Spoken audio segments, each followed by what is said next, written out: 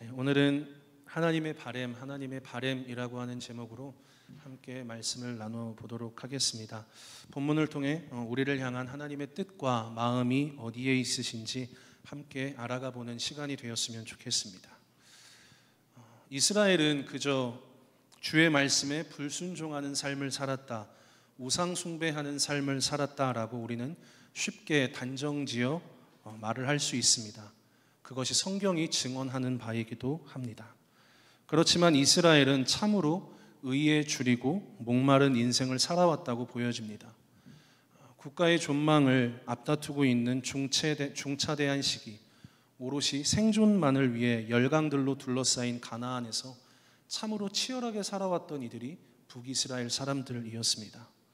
누구보다 열심히 살았고 누구보다 바쁘게 살았고 때론 무엇을 위해 사는 건지 뒤돌아볼 여유조차 없이 주어진 시간을 쪼개고 또 쪼개면서 알뜰하게 시간을 사용하며 치열하게 살아왔다는 자부심 하나로 버티며 살아왔던 민족이 이스라엘 민족이지 않을까 생각을 해보게 됩니다.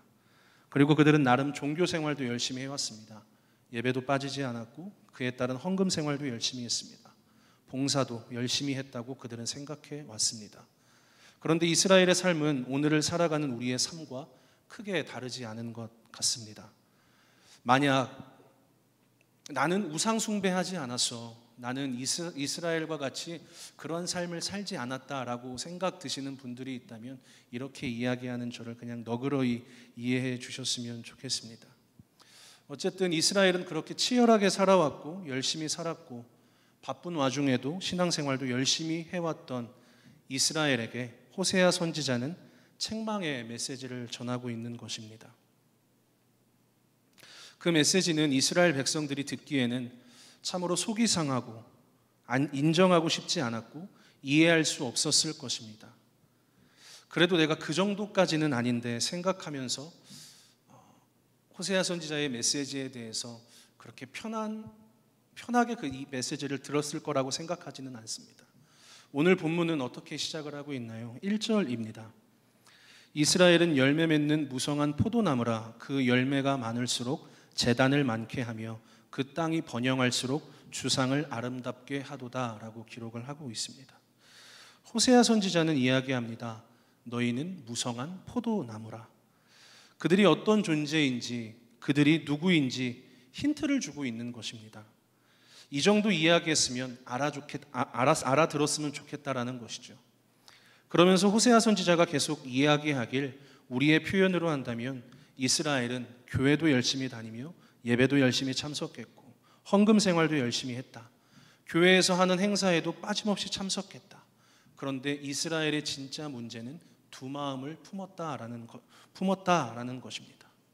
쉽게 이야기하면 그들의 신앙이 교회 안에서만 국한되어져 있었고 그들의 신앙이 삶의 자리에서는 어떠한 능력도 발휘할 수 없었다라는 것을 이야기하고 있는 것이겠죠. 여러분들이 두 마음을 품었다라고 하는 이 메시지를 여러분들이 직접 듣는다면 기분이 어떠실 것 같으세요? 예, 맞습니다. 제가 두 마음을 품고 있습니다. 그걸 어떻게 하셨어요? 제가 마음을 돌이키겠습니다. 이렇게 즉각적으로 답할 수 있는 사람이 얼마나 있을까요? 저는 두 마음을 품었다는 이야기를 들으면 그렇게 기분이 썩 좋을 것 같지는 않습니다. 당시 상황, 그 고대근동의 상황을 이해를 한다면 이렇게 이야기하는 것은 좀 쉽지는 않을 것 같은데 아마 항변을 하지 않았을까 싶습니다. 무슨 가당치도 않은 이야기를 그렇게 하고 있느냐, 화가 난 채 이야기를 할 것 같습니다. 너 내가 누군지 알아서 그렇게 함부로 이야기하냐고, 내가 여기까지 어떻게 왔는지 아냐고, 나도 여기까지 오면서 수없이 많은 시행착오를 겪으면서 고민하고 또 고민하면서 여기까지 왔는데 내가 두 마음을 품었다고 어떻게 그렇게 쉽게 단정지어 이야기할 수 있냐며 따져 물을 것 같습니다. 속상하고 기분 나쁘니까요. 여러분들은 어떠신가요? 여러분들의 신앙이 두 마음을 품었다라고 이야기를 들으신다면 기분이 어떠실 것 같으세요? 지금 호세아 선지자가 이스라엘의 신앙의 문제가 뭐라고 했죠? 이스라엘은 무성한 포도나무 같지만 너희는 두 마음을 품은 채 살아가고 있다라고 이야기하고 있는 것입니다. 여기에서 무성하다라고 번역된 히브리어는 이중적 단어의 의미를 가지고 있다고 합니다. 단어 그 자체가 가진 의미로 무성하다라는 뜻도 갖고 있지만 정반대로 텅 비다, 메마르다라는 의미도 있다고 합니다. 그리고 두 마음을 품었다라고 하는 단어는 속인다, 기만한다, 사기를 친다라는 뜻을 담고 있다고 하는데요. 무슨 의미인가요? 이스라엘의 겉으로 보여지는 삶의 모습에는 무성할 정도로 많은 열매를 맺은 듯하지만 그들의 인생의 면면을 살펴보면 실제로는 텅 비고 메말라버린 포도나무 같은 인생을 살아가고 있다는 것입니다. 속빈 강정 같은 껍데기만 남은 신앙생활을 하고 있다는 것이죠. 그런데 그들은 그 사실도 모른 채 혹은 애써 외면한 채 자기 자신을 속이고 있는 것이지 않을까요? 아니면 더 나아가서 하나님을 속이는 신앙생활을 하고 있는 모습이 북이스라엘의 모습이었습니다. 그래서 호세아 선지자는 북이스라엘의 신앙을 가리켜서 너희는 두 마음을 품었다. 너희는 무성한 포도나무 같지만 너희의 실상은 두 마음을 품은 신앙생활을 하고 있는 것이다 라고 이야기를 하고 있는 것이죠. 여기 나오신 모든 분들은 지금 특별 새벽 기도의 기간인데 그 새벽 기도에 나오셔서 아실 거라고 생각이 듭니다. 어제 새벽 기도의 본문이 자비를 베푼 사마리아인에 관한 말씀이었잖아요. 그 내용은 우리도 참 잘 알고 있습니다. 그런데 어제 제가 설교를 듣고 본문을 읽고 묵상을 하면서 한 곳에 시선이 머무르게 되더라고요. 그 말씀이 누가복음 10장 29절이었습니다. 자막 준비되어 있는데요. 29절 말씀 함께 읽어보았으면 좋겠습니다. 시작. 그 사람이 자기를 옳게 보이려고 예수께 여짜오되 그러면 내 이웃이 누구니까? 여기에서 제 시선이 머물렀던 말씀이 자기를 옳게 보이려고 하는 부분이었습니다. 이 구절에 계속 시선이 멈춰서게 되더라고요. 그러면서 누가복음의 말씀과 오늘 본문의 이스라엘의 모습과 그리고 또 제 신앙의 모습이 계속 오버랩 되는 것이었습니다. 그러면서 제가 제 스스로에게 질문을 하기를 나는 지금 어떠한 모습으로 신앙생활을 하고 있지? 이런 질문이 계속 들더라고요. 여러분들은 어떠한 모습으로 어떠한 마음으로 신앙생활을 하고 계신가요? 이제 제가 한 20일 정도 있으면 목사 안수 받은 지 1년이 됩니다. 딱 1년이 됩니다. 1년 된 시점에 오늘 본문 그리고 어제 새벽 예배 본문을 통해 하나님께서 저에게 말씀하시는 것이 있다면 그저 목사로서가 아니라 하나님 앞에 서 있는 자녀로서 하나님 앞에 서 있는 백성으로서 저의 삶을 점검해 보기를 원하시는구나라는 생각이 들었습니다. 그러면서 저의 신앙생활의 모습을 되돌아보게 되었습니다.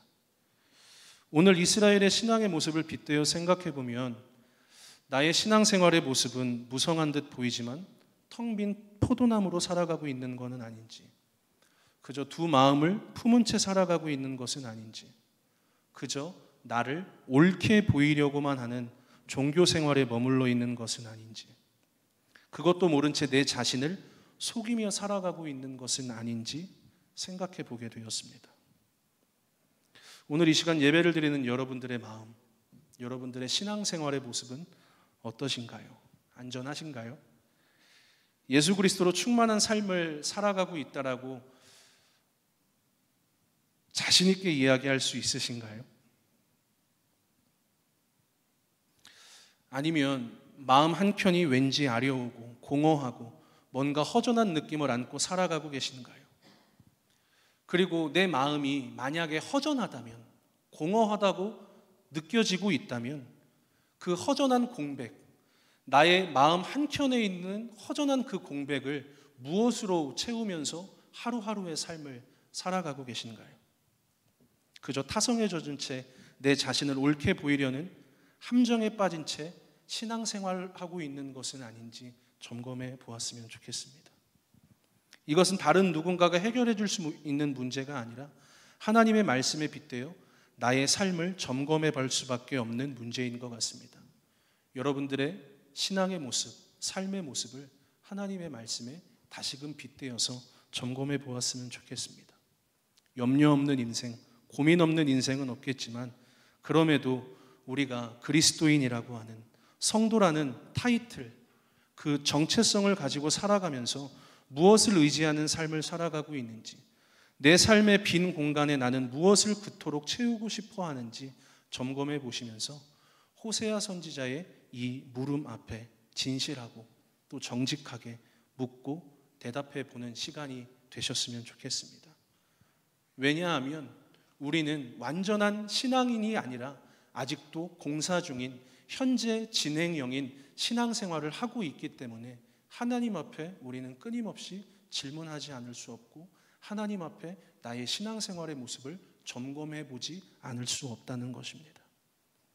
어찌 보면 무성한 포도나무인 듯 보였지만 두 마음을 품은 채 살아가는 이스라엘을 향해 호세아 선지자는 강도를 높여서 이스라엘의 신앙의 모습이 어떠한지 직접적으로 이야기하고 있습니다. 오늘 본문 3절인데요. 다 같이 한번 읽어보도록 하겠습니다. 시작. 그들이 이제 이르기를 우리가 여호와를 두려워하지 아니하므로 우리에게 왕이 없거니와 왕이 우리를 위하여 무엇을 하리요 하리로다. 아멘. 무슨 말인가요? 호세아 선지자는 지금 북이스라엘 백성들에게 이렇게 이야기하고 있습니다. 너는 지금 하나님 없는 인생이야. 그저 너의 열심과 너의 노력으로 너의 삶의 빈 공간, 허전함을 채우려고 할 뿐이다 라고 이야기하고 있는 것입니다. 그 증거가 이스라엘은 여호와를 두려워하지 않을 뿐만 아니라 자신들에게 왕이 없다는 것을 아무렇지도 않게 이야기하고 있습니다. 우리가 분명히 해두어야 할 것은 우리가 하나님의 자녀가 된 것은 맞지만 믿는 자, 믿지 않는 자 할 것 없이 우리 모두는 하나님의 심판대 앞에 서는 날이 올 것이라고 하는 사실입니다. 그런데 이스라엘은 이것을 염두에 두지 않는 것 같습니다. 그러니 하나님을 두려워하지 않는다라고 하는 말을 서슴없이 내뱉는 거겠죠. 그들은 종교 생활을 해왔지만 하나님이 자신들의 인생을 책임져 주실 것이라 생각했던 것이 아니라 정치와 권력이 사회를 변화시킬 것이고 자신들의 삶을 더 윤택하게 만들어줄 것이란 생각 속에 지내왔던 것입니다. 호세아 선지자가 여로보암 2세 통치 말년부터 선지자로서의 활동을 시작했다라고 2주 전에 말씀을 드렸습니다. 그리고 호세아 선지자는 30년 가까운 생활을 하나님의 메신저로서 활동을 했습니다. 그 30년이라고 하는 세월 동안 북이스라엘의 정권이 6번이나 바뀌었습니다. 이스라엘은 정치와 권력이 세상을 더 이롭게 할 것이라 생각했지만 세상은 달라진 것 하나 없이 나라는 더욱더 사분오열되어 있고 분쟁과 갈등이 끊이지 않는 것을 목격하고 있는 현실 속에서 살아가고 있는 것입니다. 그런데도 이스라엘은 호세아 선지자의 메시지에 크게 반응을 보이지 않고 있습니다. 왜 그럴까요? 파스칼은 팡세라고 하는 책에서 이렇게 기록을 하고 있습니다. 하나님은 우리 인생들을 창조하실 때 영원이신 당신으로만 채울 수 있는 빈 공간을 우리 안에 지으셨다. 그런데 사람들이 돈이나 권력, 인기나 명예로 그것을 채우려고 하기에 공허하게 된 것이다 라고 합니다. 이처럼 하나님은 불순종으로 일관했던 이스라엘이 그저 하나님의 심판으로 그들의 삶을 종지부 찍을 수 없었던 것이고 그들에게 다시금 기회를 주시고 희망의 메시지를 전하시며 그들이 마음을 돌이켜 하나님 앞으로 돌아올 것을 오늘 본문을 통해 촉구하고 있습니다. 그들에게 잊혀진 기억이 있다면 하나님이 어떠한 분이신지 잊고 살아왔던 것입니다. 하나님께서 이스라엘에게 바라시는 것이 있다면 그들이 다시금 하나님과의 친밀한 사귐과 교제를 통해서 깨져버린 하나님의 형상을 회복하기를 원하셨던 것이죠. 비록 그들이 불순종으로 일관하는 삶을 살아왔고 하나님 없는 인생으로 살아왔다고 하지만 호세아 선지자는 여전히 그들이 무성한 포도나무라고 1절에서 기록하고 있지 않습니까? 하나님께서 그들에게 다시금 기회를 주시고 소망을 주시는 것이 무엇인가요? 요한복음의 기록을 빌어서 이야기한다면 어떻게 이야기할 수 있을까요? 요한복음 15장 4절에서 6절은 이렇게 기록을 하고 있습니다. 내 안에 거하라, 나도 너희 안에 거하리라. 가지가 포도나무에 붙어 있지 아니하면 스스로 열매를 맺을 수 없음 같이 너희도 내 안에 있지 아니하면 그러하리라. 나는 포도나무요 너희는 가지라. 그가 내 안에 내가 그 안에 거하면 사람이 열매를 많이 맺나니 나를 떠나서는 너희가 아무것도 할 수 없습니다. 사람이 내 안에 거하지 아니하면 가지처럼 밖에 버려져 마르나니 사람들이 그것을 모아다가 불에 던져 사르느니라 라고 기록을 하고 있습니다. 하나님께서 보시기에 이스라엘은 여전히 포도나무이신 예수님께 붙어있는 가지요 하나님의 자녀라는 사실입니다. 하나님에게 있어서 한 가지 바람이 있으셨다면 사랑하는 내 자녀와 친밀한 사귐을 갖기를 원하는 것이었고, 친밀한 사귐을 갖는 그 한 사람이 천국과 같은 삶을 살아가기를 원하셨다는 것이죠.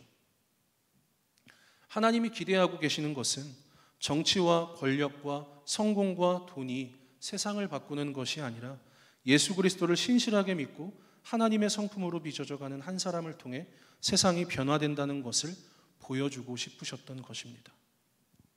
이스라엘이 지금은 비록 텅 빈 인생, 두 마음을 품고 살아가고는 있지만 하나님께서 이스라엘에게 주시는 회복할 수 있는 대안이 무엇인가요? 본문 12절은 이렇게 기록을 합니다. 너희가 자기를 위하여 공의를 심고 인애를 거두라. 너희 묵은 땅을 기경하라. 지금이 곧 여호와를 찾을 때니 마침내 여호와께서 오사 공의를 비처럼 너희에게 내리시리라 라고 기록을 하고 있습니다. 먼저 묵은 땅을 기경하라 라고 기록을 하고 있습니다. 본문에는 공의를 심고 인애를 거두라고 서두에서 먼저 말하고 있지만 땅에 기경 없이 공의를 심고 인애를 거두는 것은 한낱 나의 열심으로 끝날 수 있다는 것을 명심해야 됩니다. 먼저 선행되어야 하는 것은 묵은 땅을 기경해야 하는 것입니다. 그렇다면 묵은 땅을 기경한다는 것이 과연 쉬운 일일까요? 돌같이 굳어져 버린 토양을 기경한다는 것이 우리의 힘과 노력만으로는 가능하다고 가볍게 생각할 수 있는 일은 아닌 것 같습니다. 내 스스로가 그 묵은 땅을 기경할 수 있다고 한다면 여전히 우리의 삶 속에는 하나님이 들어오실 수 있는 자리는 없을 것입니다. 그래서 너희 묵은 땅을 기경하라 라고 하는 말을 다른 말로 하면 오늘 나의 삶에 임하는 하나님의 은혜를 구하라는 것입니다. 오늘 나를 살게 하신 십자가의 사랑을 찾으라는 것이고요. 오늘 나의 삶을 주장하실 성령님의 개입하심을 사모하라는 것입니다. 왜 그러냐면요, 이스라엘의 지리적 특징, 토양의 특징을 먼저 이해할 필요가 있습니다. 먼저 이것이 이해가 되면 왜 땅을 기경하는 것이 하나님의 은혜를 구하는 것과 연결되는지를 이해할 수 있기 때문입니다. 신명기 11장 10절에서 11절은 가나안 땅의 특징을 이렇게 이야기하고 있습니다. 표준세 번역은 이렇게 기록을 하는데요. 너희가 들어가 차지할 땅은 너희가 나온 이집트 땅과는 다르다. 이집트에서는 채소밭에 물을 줄 때처럼 씨를 뿌린 뒤에 발로 물을 댔지만 너희가 건너가서 차지할 땅에는 산과 골짜기가 많아서 하늘에서 내일 빗물로 밭에 물을 댄다라고 기록을 하고 있습니다. 무슨 말인가요? 너희가 종되었던 곳에서 살던 이집트는 나일강이 있어서 쉽게 물을 구할 수 있는 정말 비옥한 땅인데 지금 너희가 살아가야 할 가나안은 그런 곳이 아니다라는 것이죠. 하늘에서 내리는 비가 없으면, 하늘에서 내리는 비가 아니면 밭에 물댈 수 있는 곳, 기경할 수 있는 곳이 한 군데도 없다라는 것입니다. 그리고 우리가 잘 알고 있다시피 성경에 보면 이른 비와 늦은 비라고 하는 표현이 나옵니다. 씨 뿌리는 시기가 시작될 때면 땅이 너무 굳어 있어서 파종할 수 없는 곳이 이스라엘 가나안 땅이라고 합니다. 하늘에서 이른 비가 내려줘야 땅을 기경하고 씨를 파종할 수 있는 곳이라는 것이죠. 그리고 추수 때가 되어서 늦은 비가 내려야지만 한 해 동안 열심히 수고하고 노력한 수확의 기쁨, 열매를 맛볼 수 있는 곳이 가나안이라고 성경은 기록을 하고 있습니다. 하늘에서 내리는 비가 아니면 도무지 농사를 짓고 추수할 수 있는 땅이 아니라는 것이죠. 그런데 그 가나안이 어떻게 젖과 꿀이 흐르는 땅이 될 수 있는 건가요? 가나안이라고 하는 땅은 하나님만 바라봐야 살아갈 수 있는 곳이라는 것이 전제되어 있는 것입니다. 하나님의 은혜가 아니면 도무지 살아갈 수 없는 땅, 하나님이 내리시는 비가 아니면 도무지 살아갈 수 없는 땅, 가나안이 젖과 꿀이 흐르는 곳이라는 것은 하나님이 생수의 근원이라는 것을 이야기하고 있는 것이죠. 그래서 땅을 기경한다는 것이 하나님의 은혜와 연관되어 지어지는 것이죠. 그래서 신명기 11장 12절은 이렇게 기록을 합니다. 내 하나님 여호와께서 돌보아 주시는 땅이라 연초부터 연말까지 내 하나님 여호와의 눈이 항상 그 위에 있느니라 라고 기록을 합니다. 하나님께서 돌봐주시지 않으면, 하나님께서 함께 하시지 않으면 도무지 살아갈 수 없는 존재라는 것을 명심하라는 것이죠. 가나안은 여호와 하나님께서 돌보아 주시는 땅이자 여호와의 눈이 항상 그 위에 있는 곳입니다. 그러니 마음을 돌이켜 하나님의 은혜를 구하라는 것이고, 오늘을 살게 하신 예수 그리스도의 십자가의 사랑을 찾으라는 것이고, 매 순간 우리의 삶 속에 진리의 영으로 개입하시는 성령님을 사모하라라고 하는 것이 묵은 땅을 기경하라라고 하는 그 문장 안에 담긴 의미일 것입니다. 이것이 돌같이 굳어버린 이스라엘의 마음을 기경할 수 있는 시작점이라는 것이죠. 이것이 선행되어야 공의를 심고 인애를 거둘 수 있는 것입니다. 하나님 앞에 마음을 돌이키는 일이 먼저 일어나지 않으면 우리가 행하는 그 모든 수고는 그저 나의 열심으로 끝날 수 있다는 것을 본문은 가르쳐주고 있습니다. 오늘 여러분들의 삶 가운데 찾아오신 하나님의 은혜를 구하는 모든 성도들 되기를 바랍니다.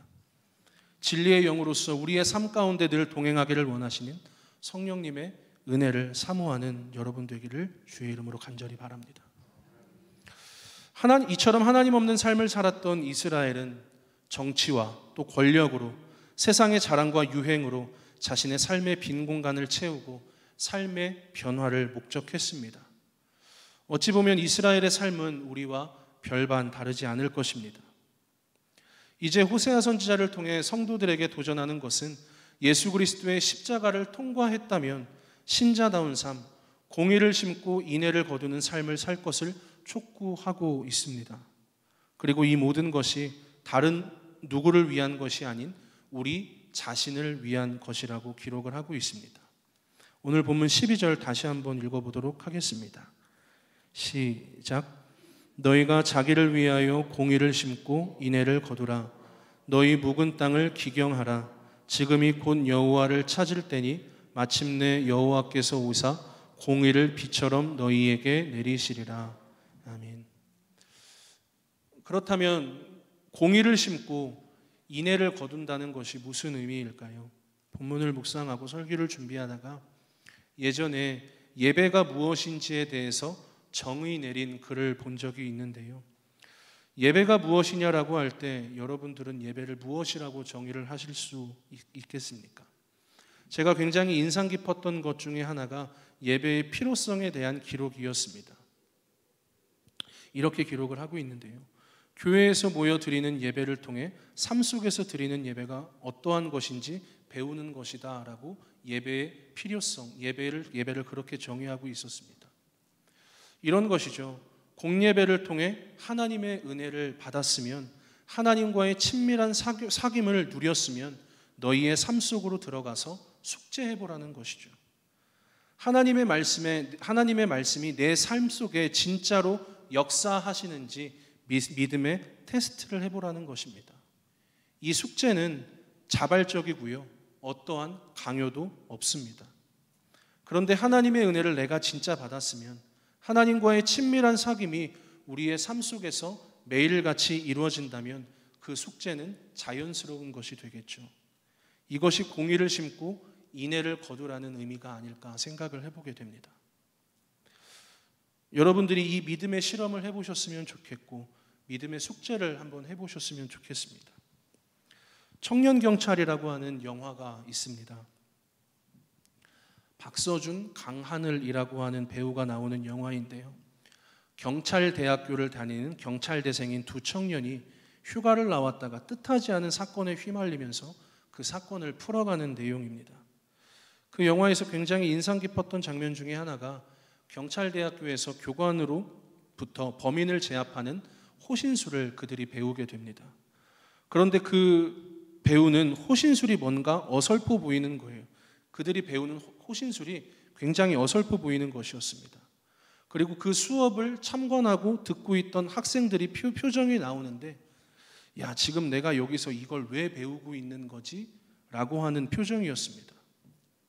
그러다가 그들이 휴가를 나왔다가 범인과 대치하는 상황에서 학교에서, 경찰대학교에서 어설프게만 보였던 그 호신술을 써먹는 거예요. 그리고 그 학교에서 배운 호신술이 실전에서 통한다는 걸 경험한 친구가 내뱉은 첫 마디가 뭔지 아세요? 야, 이게 된다. 배운 대로 해봐. 배운 대로 한번 해봐. 이게 돼. 라고 이야기를 합니다. 그 장면을 보고 믿음의 삶을 산다는 것, 공의를 심고 인애를 거둔다는 것이 이런 것이겠구나. 순종의 삶을 산다는 것은 하루아침에 이루어지는 삶이 아니라 내가 아는 내용들을 하나하나 테스트해보고 실험해보면서 나의 삶 속에서 하나님의 통치와 순종의 영역들을 날마다 늘려가는 것이라는 것이죠. 이것이 하나님께서 우리에게 원하시고 바라시는 삶이 아닐까 생각을 해보게 됩니다. 누구보다 치열하게 살아왔고, 누구보다 열심히 살아왔고, 누구보다 열심히 신앙생활을 해왔다고 자부했지만 이스라엘 백성들의 삶 속엔 하나님과의 친밀한 사귐과 교제, 그리고 그 삶 속에 배운 말씀들을 실행해보는 삶이 없었던 것입니다. 그저 신앙은 신앙이었고 삶은 삶이었을 뿐입니다. 왜 우리가 믿음의 실험을 통해 복음의 능력이 진짜 나의 삶 속의 능력이 되는지 숙제를 해야 하는 걸까요? 우리 모두는 하나의 직분을 맡고 있기 때문입니다. 그 직분이 무엇인지 고린도후서 5장 18절은 이렇게 기록을 합니다. 모든 것이 하나님께로서 났으며 그가 그리스도로 말미암아 우리를 자기와 화목하게 하시고 또 우리에게 화목하게 하는 직분을 주셨으니 라고 기록을 합니다. 하나님께서 우리에게 맡기신 직분이 있다면 세상 속에서 화목하게 하는 직분을 성실하게 감당하라 라고 말씀을 하십니다. 목사로, 때로는 전도사로, 때로는 장로, 권사, 안수집사로 하나님께서 우리에게 굉장히 중요한 직임을 맡기셨지만 오늘 예수 그리스도를 주로 영접하고 하나님이 나의 아버지가 되신다라는 믿음의 고백을 하는 모든 신자들에게 맡기신 사명이 있다면 화목하게 하는 직분, 살아가는 삶의 모든 자리에서 화목하게 하는 삶을 살아가는 것이 하나님께서 우리에게 명령하신 사명이라는 것입니다. 갈등과 편가름이 끊임없이 일어나는 이러한 세상 속에서 세상을 변화시킬 수 있는 것은 그리스도의 복음을 품고 살아가는 화목하게 하는 직분을 맡은 우리들의 삶 속에서 그러한 삶들이 세상의 분열과 갈등이 변화되어질 줄로 믿습니다. 우리 모두의 삶이 그러했으면 좋겠습니다. 서정호 목사님께서 목마른 인생이란 책에서 이런 글을 남기셨는데요. 이 글을 읽어드리고 오늘 말씀을 마무리하려고 합니다. 책 내용 중에 이렇게 기록이 되어 있습니다. 예수 믿는 사람이란 어떤 사람입니까? 예수님의 마음을 품고 사는 사람입니다. 예수님을 마음에 모시고 그분의 영과 그분의 정신으로 사는 사람입니다. 예수님의 마음으로 세상을 보고 예수님의 마음을 따라 생각하며 예수님의 마음을 통해서 주어진 삶을 살아가는 사람입니다. 그들이 예수 믿는 사람입니다. 신앙생활은 겉모습이 아닙니다. 껍데기가 아닙니다. 형식이나 제도나 폼이 중요한 것이 아닙니다. 종교적인 냄새를 피우는 것이 중요한 것이 아닙니다. 예수 믿는 신앙생활의 핵심은 마음입니다. 정신입니다. 영입니다. 라고 기록을 하고 있습니다. 입술이 아니라 가슴으로 주님을 배우는 복된 인생, 우리의 삶 속에 주님의 은혜로 마음의 밭을 기경하여 공의를 심고 인애의 열매를 거두는 아름다운 인생 되기를 주님의 이름으로 간절히 소망합니다.